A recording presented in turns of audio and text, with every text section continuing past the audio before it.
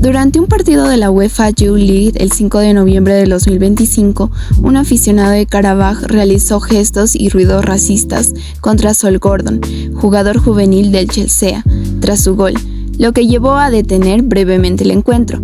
Chelsea condenó energéticamente el abuso, respaldó a sus futbolistas y pidió una investigación completa a la UEFA. Karabaj lamentó lo ocurrido y afirmó que no representa sus valores. 22 días después, la UEFA multó al club con 5.000 euros y le impuso un partido a puerta cerrada, sanción suspendida por un año debido al comportamiento discriminatorio de sus seguidores. Una de las teorías que apoyará nuestra noticia es Raza, Racismo y Deporte, del autor González 2021, dentro del libro de Juegos Políticos tomo 2, quien nos dice que el racismo sigue presente en el deporte, aunque muchas veces se oculte bajo discursos de igualdad. Asimismo, el deporte revela jerarquías raciales arraigadas en historia y en dinámicas tanto sociales como políticas. Aunque la raza no sea biológica, incluye en quién accede a ciertos deportes y en cómo se interpreta su desempeño. La presencia destacada de atletas afrodescendientes suele atribuirse a mitos biologicistas que refuerzan los estereotipos. Además, los espacios de poder, dirección, propiedad y decisiones continúan dominadas por hombres blancos. Así, el deporte mezcla inclusión y discriminación, reproduciendo desigualdades estructurales.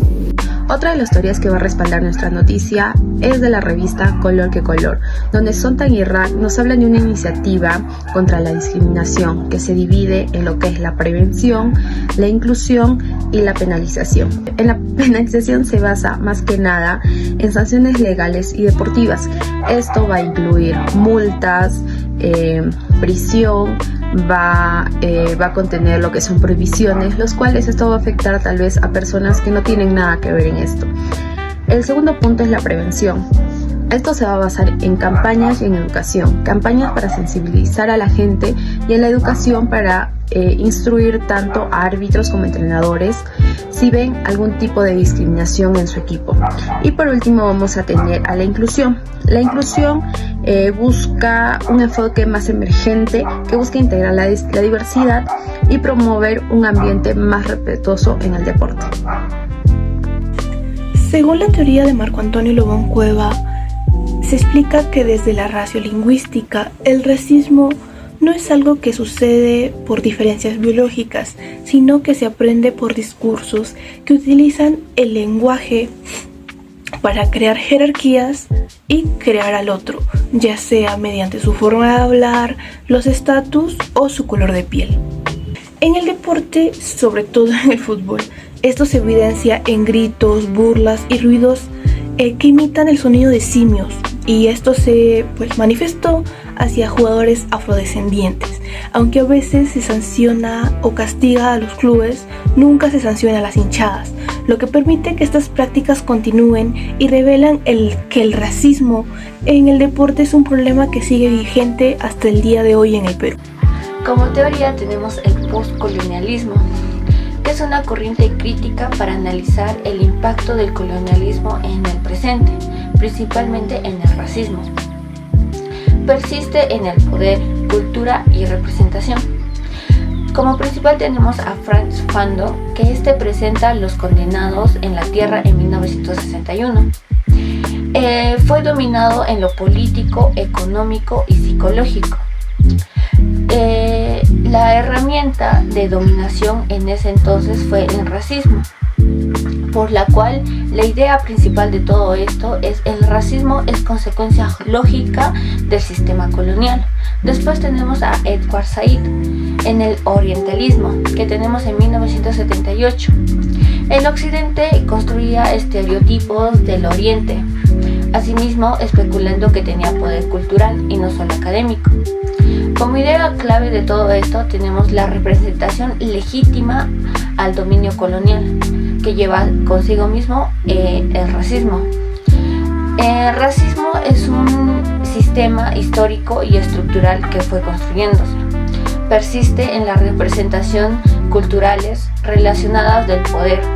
También tenemos en la desigualdad global y también en lo económico.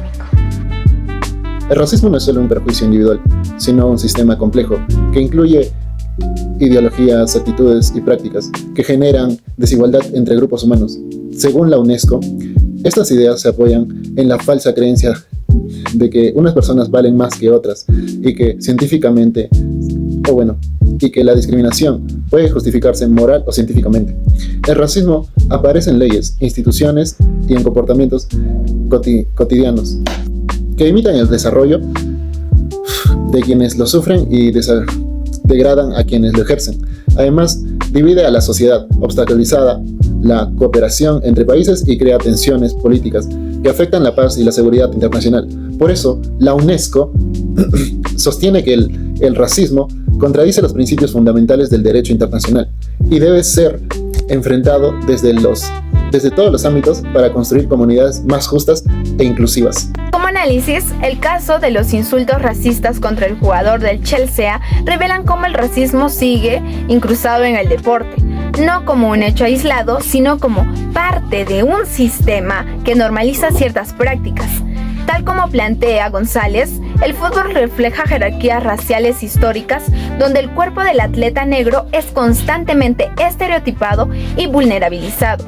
Aunque la UEFA aplicó sanciones, estas responden sobre todo a la lógica de penalización que describen Sontag y Rang: útil pero insuficiente, sin medidas de prevención y educación que transformen realmente las actitudes del público. Desde la raciolinguística de Le Bon, estos gestos y ruidos de mono no son simplemente ofensas, sino recursos lingüísticos que buscan deshumanizar al jugador y reafirmar una desigualdad social que trasciende al estadio.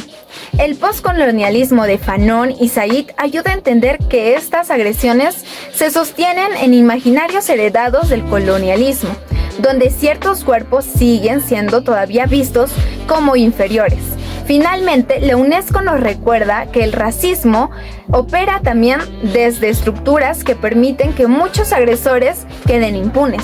En conjunto, este incidente evidencia la urgencia de abordar el problema de manera integral.